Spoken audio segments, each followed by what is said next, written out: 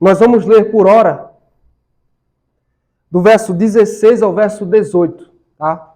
Conto com a atenção de vocês, verso 16 ao verso 18, e posteriormente, ao longo da exposição, nós vamos abarcar todos os versos do texto. Acompanhe com atenção, com reverência, o que diz a palavra infalível e inerrante de Deus. E os judeus perseguiam Jesus, porque fazia estas coisas no sábado. Mas ele lhes disse: meu pai trabalha até agora, e eu trabalho também. Por isso, pois, os judeus ainda mais procuravam matá-lo, porque não somente violava o sábado, mas também dizia que Deus era seu próprio pai, fazendo-se igual a Deus. Nos abençoa, Senhor, no nome de Jesus. Amém. Amém. Desde muito cedo, muitos hereges se levantaram na história da igreja para negar a divindade de Jesus Cristo. Logo no século II, um herege por nome de Cerinto disse que Jesus era um simples homem como qualquer outro. O mais conhecido herege na história da igreja, Ário, ele sustentou no século IV que Jesus Cristo era a primeira criação de Deus e não o Deus eterno, o Deus encarnado. Suas ideias, queridos, foram condenadas num concílio chamado Concílio de Nicéia, que aconteceu em 325 depois de Cristo. E ao longo de todos os outros concílios da igreja, os concílios ecumênicos, a doutrina da divindade de Jesus Cristo foi protegida e foi afirmada contra os erros e heresias. Credos e confissões foram escritos no decorrer da história para preservar esse claro ensino das Escrituras, de que Jesus Cristo ele é o Filho de Deus, ele é o Verbo encarnado e ele é a segunda pessoa da Trindade. Mas hoje ainda nós convivemos com seitas e heresias que negam essa clara verdade das Escrituras. Por exemplo, as testemunhas de Jeová, os muçulmanos, eles negam abertamente a divindade de Jesus Cristo. Era o que faziam também, irmãos, os judeus do tempo de Jesus. À medida que ele começa a se apresentar como Deus eterno, os judeus, ao invés de recebê-lo com fé e adoração, começam a persegui-lo e planejam matar o Deus encarnado. A partir daqui, do capítulo 5, por meio de suas palavras e sinais, Jesus se revela como o Deus eterno e Salvador. E nunca é demais reforçar, irmãos, que todos os sinais feitos por Jesus e registrados por João aqui, eles têm um único propósito. Para que vocês creiam que Jesus é o Cristo, o Filho de Deus. E crendo, tenham vida em seu nome. Este é o foco que a narrativa toma a partir daqui, de forma ainda mais intensa. A partir do capítulo 5, queridos, se ainda não há muita clareza nos judeus sobre a identidade e a missão de Jesus Cristo, deste momento em diante, por meio de suas palavras e ações, Jesus se revela claramente como Deus e Salvador prometido aos judeus. Do capítulo 5 em diante, enquanto Jesus lança a luz sobre sua identidade divina, dizendo, eu sou Deus, ele entra em rota de colisão com os judeus de seu tempo. E tudo isso é desencadeado pelo milagre realizado no tanque de Betesda. A cura do homem aqui registrada, meus irmãos, serve ao propósito de apresentar Jesus como Filho de Deus, como Deus encarnado, como Senhor poderoso sobre a enfermidade, sobre o pecado e sobre o sábado. Como os judeus reagiriam às declarações dele? E como nós, irmãos, devemos reagir às suas declarações? Por isso, na noite de hoje, eu quero meditar com os irmãos no tema o Deus revelado. O Deus revelado. Como Jesus revela-se como Deus e Senhor neste texto? Ou por que devemos crer que Jesus Cristo de Nazaré é o Deus ou é Deus em pessoa? Bem, segundo esse registro, há dois indicativos para a divindade de Cristo aqui. O primeiro deles está do verso 1 ao verso 9. Porque Jesus Cristo é o Deus Todo-Poderoso? Porque Ele é a esperança para o aflito. Ele é a esperança para o aflito. Eu quero que você volte seus olhos para o texto, porque João inicia o registro da seguinte forma, versos 1 e 2. Passadas estas coisas, havia uma festa dos judeus, e Jesus subiu para Jerusalém. Ora, existe ali, junto à porta das ovelhas, um tanque chamado em hebraico Betesda, o qual tem 5 pavilhões. Depois da cura do filho do oficial, sobre o qual ouvimos na semana passada, Jesus subiu para Jerusalém para celebrar mais uma das festas dos judeus. Lembre-se que no calendário judaico haviam 3 importantes festas, onde todos os fiéis deveriam subir a Jerusalém e comparecer ao templo: Páscoa, Pentecostes e a festa dos tabernáculos. Nós não sabemos aqui exatamente qual era a festa, mas isso explica a presença de Jesus em Jerusalém.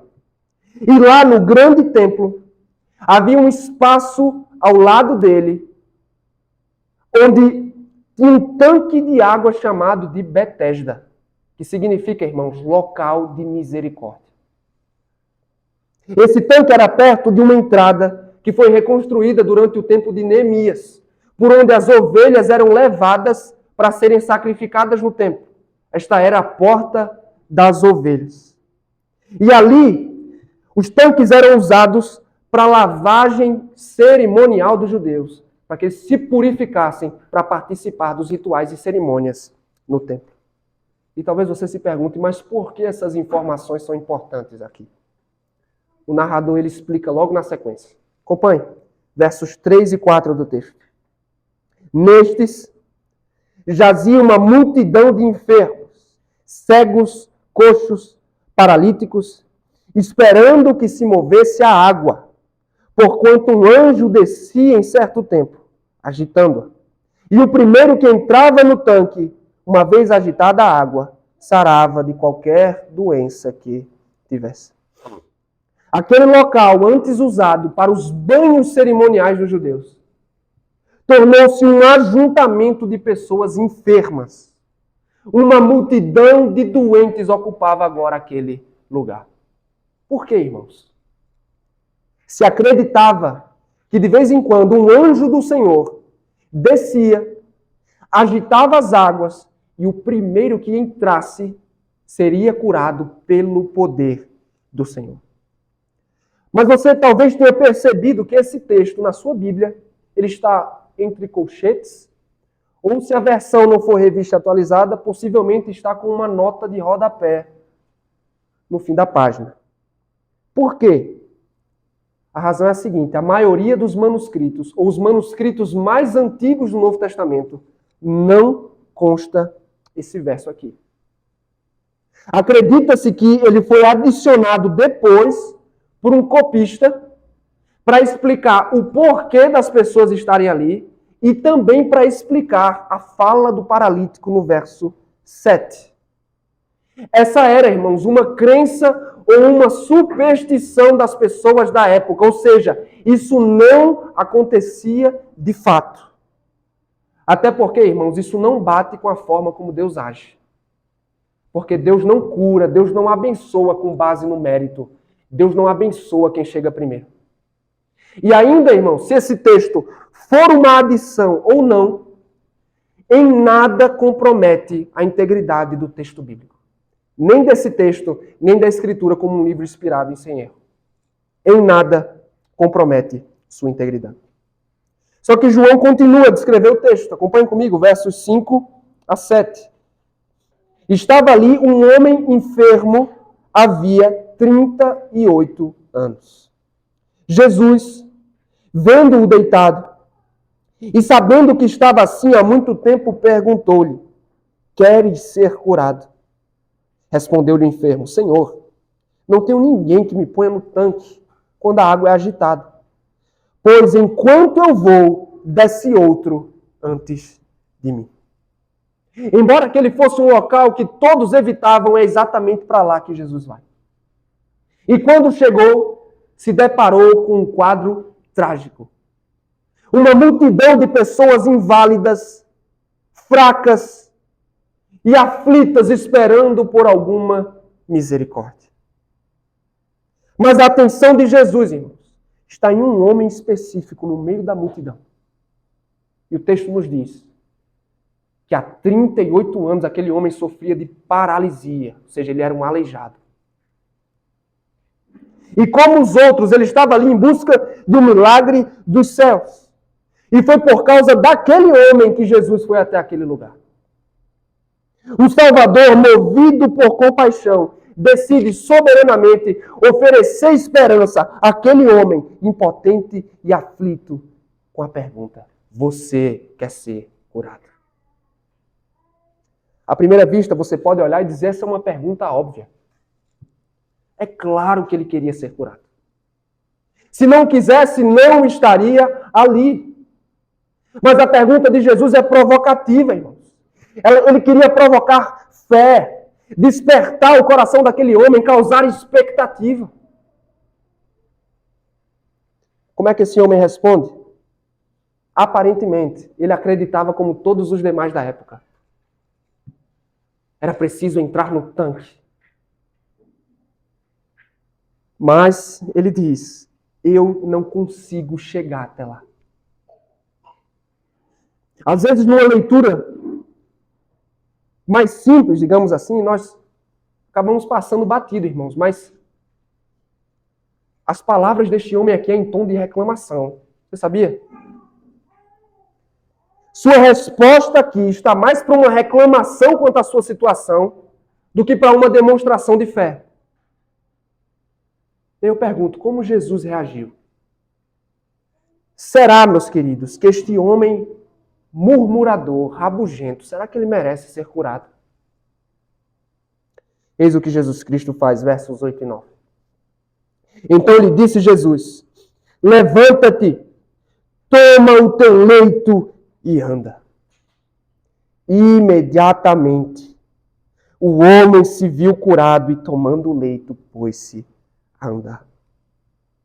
Apesar da superstição e da incredulidade dele, por pura graça, Jesus decide lhe conceder misericórdia. E pela palavra do seu poder, um homem que há décadas não ficava de pé, imediatamente voltou a andar. Se antes ele precisava ser arrastado até o local de misericórdia, dessa vez, por causa do poder do Cristo divino, ele sai de lá, agora com a maca debaixo do seu braço. Mas a intenção de Jesus, irmãos, nunca é livrar apenas da enfermidade, mas também livrar da condenação do pecado. É por isso que vemos o seguinte no verso 14. Pule para o verso 14 comigo. Mais tarde, Jesus o encontrou no templo e lhe disse: olha que já estás curado, não peques mais, para que não te suceda coisa pior. Se antes este homem estava nas dependências do templo, agora nós o encontramos dentro do templo, possivelmente agradecendo a Deus pelo milagre recebido. A lei de Moisés, meus irmãos, proibia que qualquer pessoa com deficiência entrasse no templo. E pelas palavras de Jesus aqui, ele tem uma advertência muito importante para esse homem. Porque tudo indica que a paralisia dele estava ligada a um pecado específico que ele cometeu. E agora que estava curado, esse homem não devia voltar à vida de pecado para algo pior não acontecer. E talvez você se pergunte, mas João, o que existe de pior do que 38 anos sem conseguir se mover? Os tormentos eternos do inferno. A condenação eterna. É por isso, irmãos, que como todos os milagres que realizou, a intenção principal de Jesus era abrir os olhos das pessoas para o fato de que ele era o Salvador do mundo. Ele não queria simplesmente ver um homem andando de novo, mas ele queria que aquele homem não mais caminhasse em direção ao inferno. Essa é a esperança para o aflito. Não só a cura da enfermidade, mas a salvação do pecado. E essa esperança só pode ser achada em Cristo Jesus. E quanto a nós, irmãos, como este relato se aplica à nossa vida? Primeira lição desse texto. Nós aprendemos aqui que o pecado tem as suas consequências. O pecado tem as suas consequências. O homem desta passagem, ele era paralítico por causa de seu pecado. E é claro que nem todas as doenças que enfrentamos estão ligadas a pecado. Na verdade, a maioria delas não estão. Mas em alguns casos está, ou pode estar. Escrevendo aos Coríntios, no capítulo 11, que estavam banalizando a ceia do Senhor, que estavam lidando com a ceia de modo desonroso, Paulo disse, eis a razão, perceba, eis a razão, porque há entre vós muitos fracos e doentes, e não poucos que dormem, que morreram, irmãos. O ensino claro da Bíblia é que Deus pode pesar a sua mão, trazendo juízo sobre aqueles que insistem em viver em pecado já nesta vida. E esta passagem específica serve para nos alertar, irmãos, que para cada pecado existem as suas consequências. Não há como fugir das consequências do pecado. Não pense que viver uma vida de pecado não irá afetá-lo em nada. Pelo contrário, eu e você podemos sofrer as consequências do pecado já nesta vida.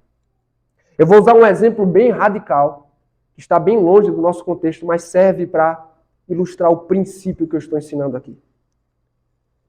Por que será, meus queridos, que as pessoas que mantêm relações sexuais com pessoas do mesmo sexo são as que apresentam as maiores taxas de sífilis e HIV? Doenças sexualmente transmissíveis. Seria isso obra do acaso? Não, meu querido. Isso é o juízo de Deus contra as relações antinaturais. E esse princípio se aplica a todos os demais pecados, irmãos.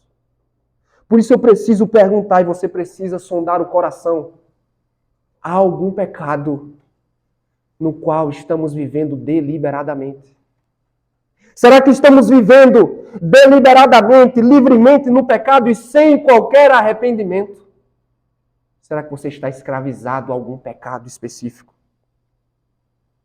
Talvez você esteja preso à impureza sexual, à murmuração, à incredulidade, à ira, à preguiça, à inveja, ao rancor ou outras formas de pecado, não importa. O que eu quero dizer é, saiba, querido, que Deus pode pesar a sua mão sobre nós. Nesta vida, caso não nos arrependamos e abandonemos os pecados nos quais vivemos. Mas essa não é nem a pior parte. O pior está na advertência final de Jesus. Olha, você foi curado, não volte a pecar, para que algo de pior não aconteça. O que seria pior, meu irmão, do que uma vida toda de enfermidade, de aflição, de tribulação, os tormentos eternos do inferno? Muitas pessoas pensam que podem brincar com o pecado. Muitas pessoas pensam que podem viver confortavelmente em seus pecados e ainda fugir do juízo de Deus. Ouça o que Paulo tem a dizer sobre essas pessoas. Não se deixe enganar, de Deus não se zomba. Pois o que o homem semear, isso também colherá. Quem semeia para a sua carne, da carne colherá para a destruição. Mas quem semeia para o Espírito, do Espírito colherá para a vida eterna. O Deus de amor revelado nas Escrituras, irmãos, é também um justo juiz que retribui o homem segundo as suas obras. Não se esqueça disso. Muitas vezes o que nos falta é uma visão clara da seriedade do pecado. O pecado é gravíssimo, meu irmão. O pecado é uma transgressão infinita, irreparável. Você não pode pagar por ele. Insistir no pecado, sem temor a Deus, sem arrependimento, pode trazer juízo nesta vida e pode matá-lo eternamente. De Deus não se zomba. Mas além da advertência, há esperança também no texto. Qual é a esperança, irmãos, que é aqui? Cristo tem esperança para os aflitos. Mas que esperança é essa? Será que é só cura para as enfermidades? Bem, nós cremos que Cristo é poderoso para curar. É por isso que nós costumamos orar pelos nossos irmãos, familiares enfermos. Mas o problema hoje é que o evangelicalismo se tornou obcecado com essa questão de curas. Como se essa fosse a maior bênção que podemos receber de Deus nesta vida. E eu pergunto a você, e se Deus não curar? E se Deus não curar? Quer dizer que Ele não é bom? Quer dizer que você não tem fé suficiente? Como muitos púlpitos aí afora pregam? Não, meus irmãos. Muitas vezes Deus permite que a enfermidade e outros sofrimentos nos alcancem para trabalhar na nossa vida. Para nos aproximar da sua presença. Para forjar Cristo em nós. Então, nem sempre não receber a cura significa que estamos debaixo da maldição de Deus, não. Deus também usa isso. Então, irmãos, qual é a maior bênção, qual é a maior esperança que achamos em Cristo? Salvação e perdão para os nossos pecados. Você se lembra de um outro paralítico que foi curado na Bíblia? Do capítulo 2 de Marcos. O que desce do teto. Você lembra dessa história? Seus amigos o estão descendo, esperando receber ali de Cristo uma cura.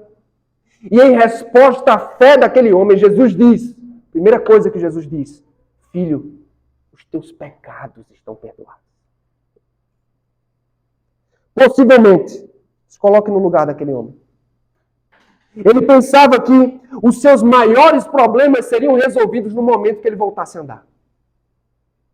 A sua esperança, a sua alegria estavam exclusivamente nisso. Quando eu voltar a andar, eu serei feliz e realizado. E então Jesus, naquele momento, irmãos, para ensinar aquele homem e para nos ensinar também, ele diz que o que há de mais importante na vida não é saúde, não é dinheiro, não é status, e muito menos as demais coisas que buscamos na vida, mas é ter os pecados perdoados. Você pode ser saudável. Você pode ter muito dinheiro na sua conta. Você pode ser reconhecido pelo que faz. Você pode colecionar muitas experiências mundo afora. Mas se estiver fora de Cristo, você está condenado à aflição eterna por causa de seus pecados.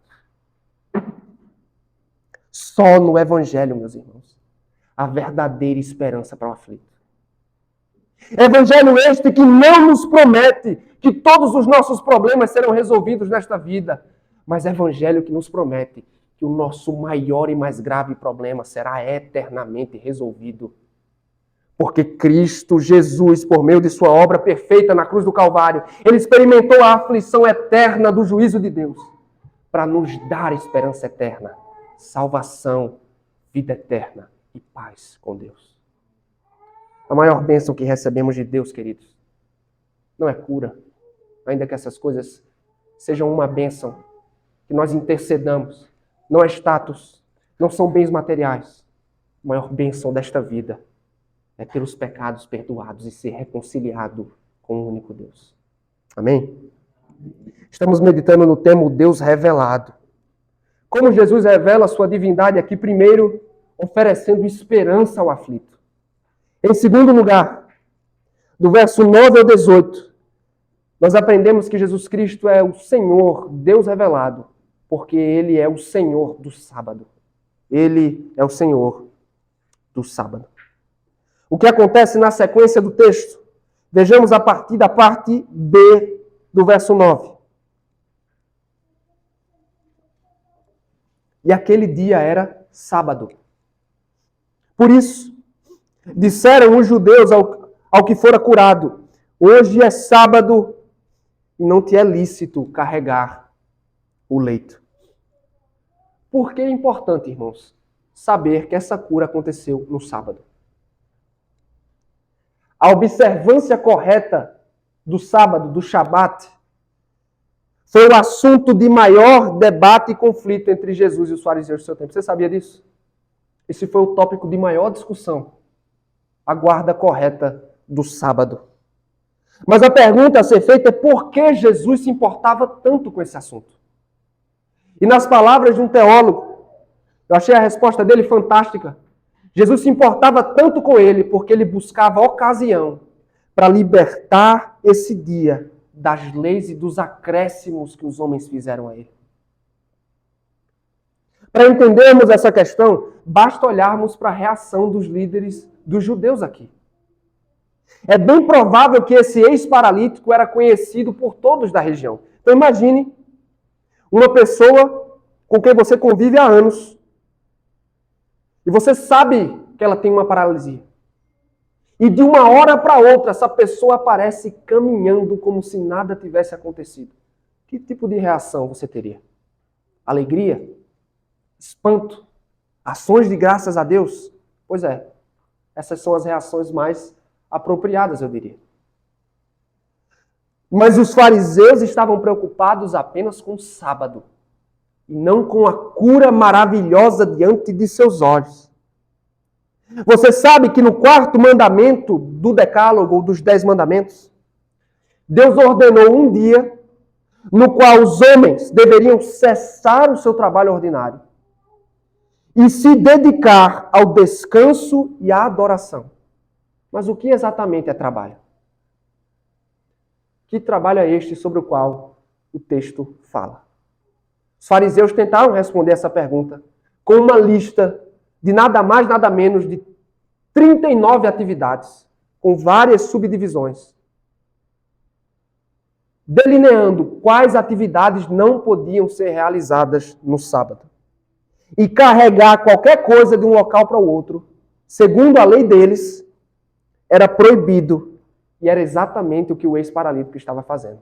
Estava carregando a sua maca. Estes homens eram tão legalistas e apegados às suas tradições que não conseguiam se alegrar com a cura do homem. Mas eles o advertiram, chamaram a sua atenção. Como é que esse homem reagiu, meus irmãos? Versos 11 a 13. Ao que lhes respondeu: o mesmo que me curou me disse: toma o teu leito e anda. Perguntaram-lhes: quem é o homem que te disse: toma o teu leito e anda? Mas o que fora curado nem sabia quem era, porque Jesus se havia retirado, por haver muita gente naquele lugar. O homem se defendeu, irmãos, colocando a culpa em Jesus. Os fariseus, por outro lado, demonstram interesse por Cristo somente pela violação de seu conjunto de regras, não pelo ato de misericórdia que ele tinha acabado de efetuar. Afinal, alguém que ensina os outros a quebrar o sábado dentro da lei da concepção deles precisa ser repreendido e punido. Só que quando perguntado sobre a identidade do homem que o curou, o ex-paralítico nem sabia quem Jesus era. Afinal, depois da cura, Jesus retirou-se rapidamente para evitar o tumulto. Porque ele não tinha ido ali para curar todos. Ele tinha ido para aquele homem específico. O texto continua, versos 14 e 15. Mais tarde, Jesus o encontrou no templo e lhe disse: olha que já estás curado, não peques mais, para que não te suceda coisa pior. O homem retirou-se e disse aos judeus que fora Jesus quem o havia curado. Sobre a séria advertência no verso 14, nós já falamos anteriormente. Mas meu foco aqui é a reação do homem. Perceba que nós não temos qualquer informação sobre demonstração de gratidão ou fé dele. Ele não me parece, irmãos, alguém com fé salvadora. O milagre não parece ter tocado o seu coração. A maior prova disso é que logo depois de encontrar-se com Jesus, ele querendo cair nas graças das autoridades, ele volta e ele denuncia: foi Jesus quem me curou. E como é que o nosso texto é concluído? Versos 16 a 18. E os judeus perseguiam Jesus, porque fazia estas coisas no sábado. Mas ele lhes disse: meu pai trabalha até agora, e eu trabalho também. Por isso, pois, os judeus ainda mais procuravam matá-lo, porque não somente violava o sábado, mas dizia que Deus era seu próprio pai, fazendo-se igual a Deus. A partir daqui, uma vez que Jesus desafiava o legalismo pecaminoso dos fariseus, eles começaram a persegui-lo abertamente. Só que Jesus se defendeu das acusações dele com uma frase marcante: meu pai trabalha até hoje, até agora, e eu trabalho também.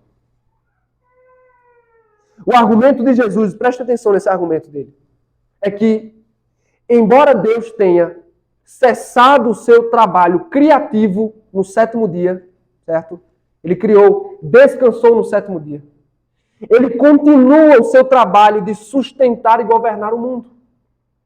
Da mesma forma como Deus está acima da lei dada aos homens, Jesus também se coloca nessa posição.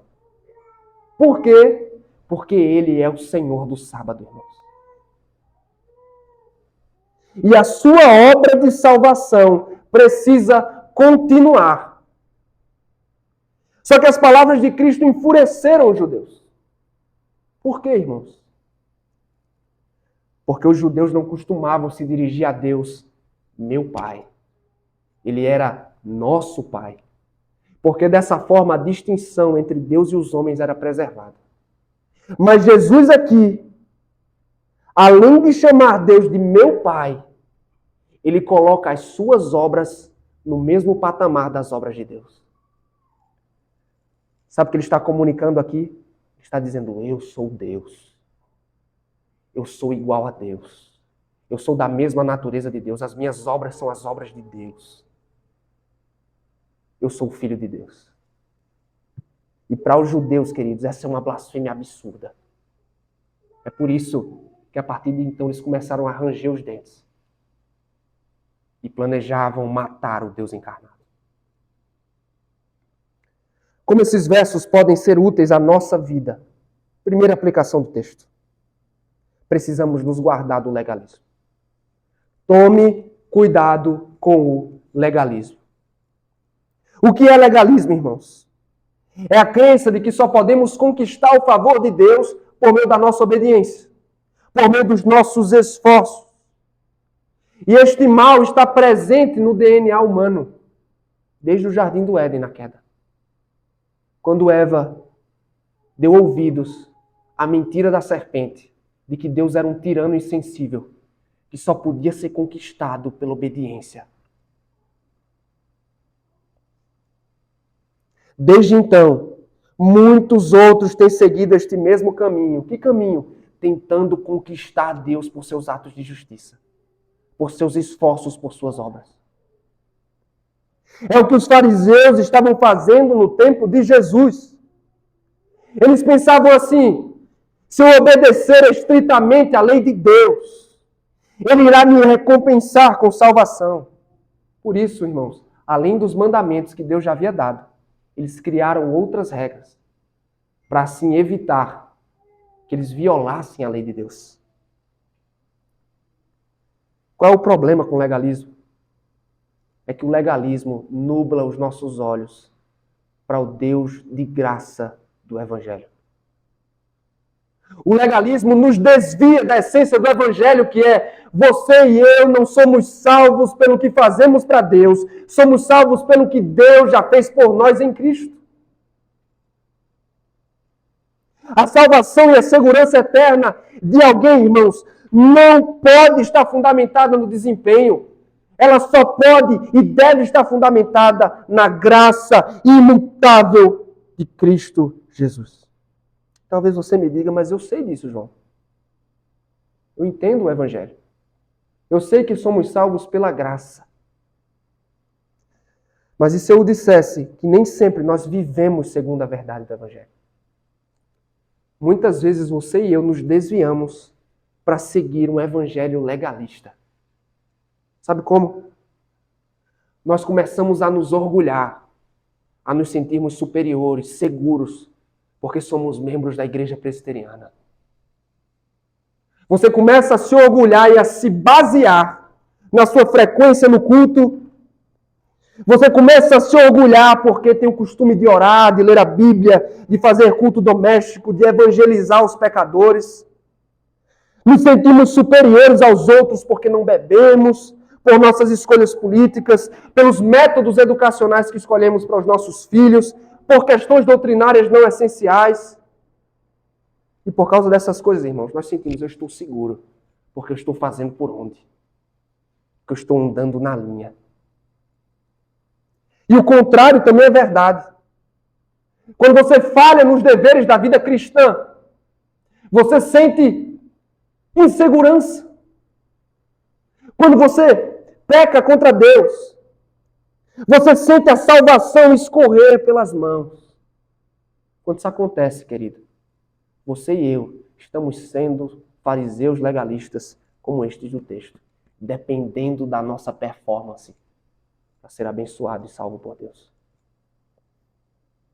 Eu quero insistir com vocês, nossa salvação não está baseada no nosso desempenho, mas está baseada no desempenho de Cristo. Não permita que o veneno do legalismo tome o seu coração. Mantenha-se firme na graça de Deus, porque é pela graça que nós somos salvos. Ainda assim, eu preciso fazer um adendo importante, irmãos. Isso não significa que não devemos obedecer à lei de Deus. Jesus mesmo disse, aquele que o ama, obedece aos seus mandamentos. A questão é qual é a motivação para a obediência? É sermos salvos? Não, meus irmãos. Nós já fomos salvos em Cristo. Obedecemos, não para sermos salvos, mas porque já fomos salvos. A obediência é uma resposta de gratidão e deleite ao que Cristo já fez por nós, não para conquistarmos o favor de Deus. O que mais o texto nos ensina? Segunda e última aplicação do texto. Aproveite o Shabat, o sábado, para adorar e descansar no Senhor do sábado. Vou repetir, porque essa é uma aplicação muito importante. Aproveitem o sábado, o Shabat, para adorar e descansar no Senhor do Shabat. Deus santificou um dia em 7 para ser um dia de adoração e descanso. E diferente do que muitos afirmam, irmãos, ouça bem isso aqui. A necessidade de guardar um dia em 7 para esses propósitos não acabou. Quando Cristo descansou da obra da redenção, o dia de descanso mudou do 7º dia, do sábado, para o 1º dia da semana, o domingo.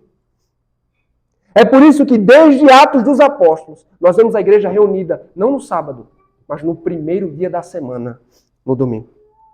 E eles se reuniam não só para culto, mas eles faziam daquele dia um santo descanso das suas obras. E talvez você nunca tenha pensado sobre isso. O que há de especial neste dia, queridos?